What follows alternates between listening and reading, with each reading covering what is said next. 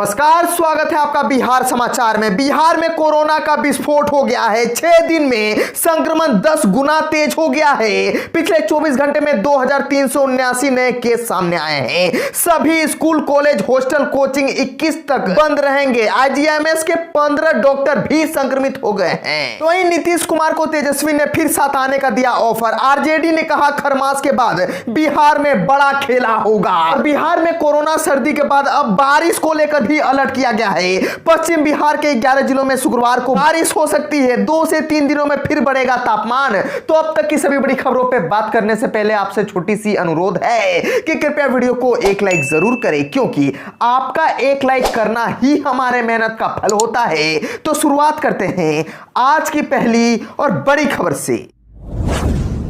बिहार में कोरोना का फिर से विस्फोट हो गया है। 24 घंटे में 2379 नए केस सामने आए हैं। सभी स्कूल, कॉलेज, हॉस्टल, कोचिंग 21 तक बंद रहेंगे। आईजीआईएमएस के 15 डॉक्टर भी संक्रमित हो गए हैं और 6 दिन में संक्रमण 10 गुना तेज हो गया है। बिहार में मास्क नहीं पहनने पर लगवाई उठक बैठक। पटना में पहले दी सजा, फिर वसूला जुर्माना। शपथ दिलवाई दोबारा ऐसी गलती नहीं करूंगा। बिहार में कोरोना संक्रमण के मामले तेजी से बढ़ रहे हैं। हालात यह है कि 2 दिनों में ही नए संक्रमितों की संख्या करीब 2.5 गुना बढ़ गई है। मंगलवार को राज्य भर में 893 संक्रमित मिले थे, जबकि गुरुवार को यह आंकड़ा 2379 पर पहुंच गया है। में अकेले 1407 मरीज सिर्फ पटना में मिले हैं। गया दूसरे स्थान पर रहा, जहां 177 नए मरीज मिले हैं। वहीं तीसरे स्थान पर रहे मुजफ्फरपुर में 137 मरीजों की पहचान की गई है। शिवहर को छोड़कर राज्य के सभी 37 जिलों में संक्रमित मिले हैं। राज्य में बुधवार को जहां 1659 मामले सामने आए थे, वहीं अकेले पटना में 1015 संक्रमित मिले थे। अब एक्टिव मामलों की संख्या 5785 हो गई है। इसमें से 396 लोग पटना के बाहर के हैं, लेकिन उनकी जांच यहां हुई थी। 1203 लोग राजधानी के हैं, जिसमें 17 साल के कम उम्र के 18 बच्चे भी शामिल हैं। यह डरने वाले आंकड़े सिर्फ 4 घंटे के हैं। बिहार में हाहाकार मचा रहे डेल्टा और delta plus variant. Genome sequencing को भेजे सैंपल में केवल 1 मिला ओमिक्रॉन पॉजिटिव। बिहार में कोरोना संक्रमित मरीजों के सैंपल की जीनोम सीक्वेंसिंग कराई जा रही है। जीनोम सीक्वेंसिंग मिल रही जांच रिपोर्ट में ज्यादातर मामले डेल्टा या डेल्टा प्लस वायरस के पाए जा रहे हैं। 800 सैंपल में से आई 482 की रिपोर्ट में सिर्फ 1 में ओमिक्रॉन की पुष्टि हुई है। भाग्य सूत्रों के अनुसार राज्य में अब तक करीब 800 सैंपल जीनोम सीक्वेंसिंग के लिए नई दिल्ली स्थित national centre for digital control की लैब में भेजे गए हैं। गत 26 नवंबर से जीनोम सीक्वेंसिंग के लिए सैंपल एकत्र किए जा रहा है। हालांकि पूर्व के संक्रमण के मामले मिलने पर जीनोम सीक्वेंसिंग के लिए पर्याप्त सैंपल नहीं मिल रहे थे। गत 1 दिसंबर से सैंपल नई दिल्ली भेजे जा रहे हैं। स्वास्थ्य विभाग को दिल्ली स्थित लैब से अब तक 482 सैंपल की रिपोर्ट मिली है। इनमें से ओमिक्रॉन केस का 1 मामला मिला है। पूरी तरह ओमिक्रॉन होने के नए मामले अब तक सामने नहीं आए हैं। नीतीश कुमार को तेजस्वी ने फिर साथ आने का दिया ऑफर। आरजेडी ने कहा खरमास के बाद बिहार में बड़ा खेला होगा। बिहार में एक बार फिर सरकार बदलेगी। जेडीयू के साथ मिलकर आरजेडी एक बार फिर सरकार बनाने जा रही है। यह सवाल अचानक इसीलिए उठने लगे हैं क्योंकि राज्य की मुख्य विपक्षी पार्टी ने जातिगत जनगणना को आधार बनाकर नीतीश कुमार को फिर साथ आने का ऑफर दे दिया है। इतना ही नहीं, पार्टी ने यहां तक कह दिया है कि खरमास के बाद बिहार की सियासत में बड़ा भूचाल आने वाला है। आरजेडी के प्रदेश अध्यक्ष जगदानंद सिंह ने गुरुवार को प्रेस कॉन्फ्रेंस में कहा कि नीतीश कुमार को जातिगत जनगणना के वादे पर आगे बढ़ना चाहिए और यदि कोई मंत्री उनकी बात नहीं मानता है तो हटा देना चाहिए। उन्होंने यह भी कहा कि यदि सरकार के सामने कोई संकट आता है तो आरजेडी साथ देने को तैयार है। आरजेडी के प्रदेश अध्यक्ष ने जो बातें इशारों में कही, उसे पार्टी के प्रवक्ता ने बाद में मीडिया के सामने और स्पष्ट किया और कहा कि तेजस्वी यादव नीतीश का साथ देने के लिए तैयार है और खरमास के बाद बिहार में बड़ा भूचाल आने वाला है। बिहार में कोरोना बेकाबू। स्कूल, कॉलेज और कोचिंग बंद करने का आदेश। हॉस्टल भी होंगे खाली। बिहार में अब सभी स्कूल, कॉलेज, कोचिंग, शिक्षण प्रशिक्षण संस्थान, उनके हॉस्टल तत्काल प्रभाव से 21 जनवरी तक के लिए बंद कर दिए गए हैं। अभी तक 8वीं क्लास के ही स्कूल को बंद किया गया था।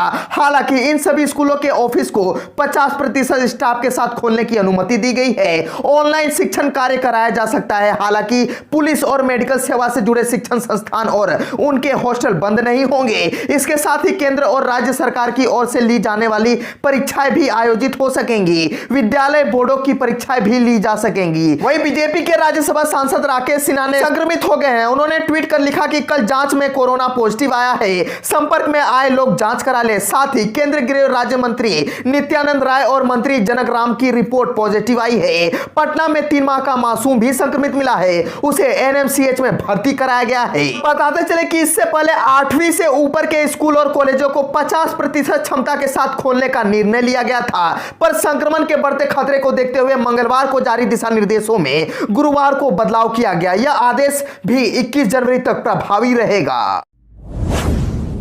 बिहार में जहां एक तरफ कोरोना लगातार बढ़ती जा रही है, तो वहीं कोहरे ने कोहराम मचा के रख दिया है। बारिश को लेकर भी अलर्ट जारी की गई है। पश्चिम बिहार के 11 जिलों में शुक्रवार को हो सकती है बूंदाबूंदी। 2 से 3 दिनों में फिर बढ़ेगा तापमान। मौसम विभाग ने शुक्रवार के लिए पूर्वानुमान जारी किया है। इसमें पश्चिम बिहार के 11 जिले में 1-2 स्थानों पर कोहरे के साथ बूंदाबूंदी को लेकर अलर्ट किया गया है। पश्चिमी हवा के प्रभाव के कारण कोहरा बढ़ेगा और फिर ठंड से थोड़ी राहत मिलने लगेगी, क्योंकि तापमान में 2 से 3 डिग्री की बढ़ोतरी होने लगी है। मौसम विभाग ने सेहत को लेकर लोगों को इस मौसम में अलर्ट रहने को कहा है। मौसम विभाग के मुताबिक राज्य में पछुआ हवा का प्रभाव जारी है। इसका प्रभाव राज्य के सतह से 1.5 किलोमीटर ऊपर तक लगातार बना हुआ है। इसके प्रभाव से अगले 24 घंटे के दौरान राज्य के अधिकांश भागों में मौसम शुष्क रहेगा। इस दौरान राज्य के अधिकांश हिस्सों में बादल छाए रहने की आशंका है। शुक्रवार 7 जनवरी को राज्य के पश्चिम भाग में 1 या 2 स्थानों पर हल्की बूंदाबूंदी की संभावना है। मौसम विभाग का कहना है कि अगले 2 से 3 दिनों में प्रदेश के तापमान में 2 से 4 डिग्री सेल्सियस की बढ़ोतरी का पूर्वानुमान है। इस दौरान मध्यम या घने कोहरे कुछ स्थानों पर अगले 2 दिनों तक छाए रहने की संभावना है। मौसम विभाग के मुताबिक उत्तर पश्चिम बिहार के 5 जिले पश्चिम चंपारण, सिवान, सारण, पूर्वी चंपारण, गोपालगंज और दक्षिण पश्चिम बिहार के 6 जिलों बक्सर, भोजपुर, रोहतास, भभुआ, औरंगाबाद और अरवल में मौसम का प्रभाव थोड़ा अधिक दिखाई पड़ेगा। इस दौरान 11 जिलों में 1 या 2 स्थानों पर हल्की बूंदाबूंदी हो सकती है। मौसम विभाग के मुताबिक 24 घंटे में राज्य का मौसम पूरी तरह से शुष्क बना रहेगा। न्यूनतम तापमान में भी राज्य के कुछ स्थानों पर 2 से 3 डिग्री की बढ़ोतरी देखी गई है। राज्य में औसत न्यूनतम तापमान 10 से 12 डिग्री के बीच बना रहा। सबसे कम न्यूनतम तापमान 8.6 डिग्री छपरा में रिकॉर्ड किया गया है। अधिकतम तापमान में 1 या 2 स्थानों पर आंशिक वृद्धि देखने को मिली है। बाकी राज्य के अन्य स्थानों पर कोई खास परिवर्तन देखने को नहीं मिला है। शराब पार्टी करते पकड़े गए जेडीयू के पंचायत अध्यक्ष बोले, नीतीश कुमार की शराबबंदी फेल, गरीबों को भेजा जाता है जेल। बिहार में शराबबंदी के बावजूद शराब पार्टी के मामले लगातार सामने आ रहे हैं। जनता दल यूनाइटेड के एक पंचायत अध्यक्ष को उत्पाद विभाग की टीम ने उनके 3 अन्य सहयोगियों के साथ शराब पार्टी करते गिरफ्तार किया है, जिसके बाद उन्होंने नीतीश सरकार पर जमकर आरोप लगाए और शराबबंदी पर सवाल उठाए। उन्होंने नीतीश कुमार की शराबबंदी को फेल बताया है और कहा कि उनके राज में छोटे और गरीबों लोगों को ही गिरफ्तारी होती है। बताया जाता है कि सोनो प्रखंड के बोझायत गांव निवासी एवं जेडीयू नेता कैलाश कुमार दास की बेटी की जन्मदिन था। इसी अवसर पर एक शराब पार्टी का आयोजन किया गया था, जिसमें सोनो पंचायत के जेडीयू अध्यक्ष कपिल देव प्रसाद भी शामिल होने आए थे। जब वह शराब की पार्टी कर रहे थे, तभी इस बात की सूचना उत्पाद अधीक्षक संजय ठाकुर को लगी, जिसके बाद उत्पाद विभाग की टीम ने छापेमारी की, जहां से शराब की पार्टी करते सोनो पंचायत के जेडीयू अध्यक्ष कपिल देव प्रसाद तथा जेडीयू कार्यकर्ता कैलाश कुमार दास, सुरेश रविदास, उपेंद्र दास को गिरफ्तार कर लिया गया।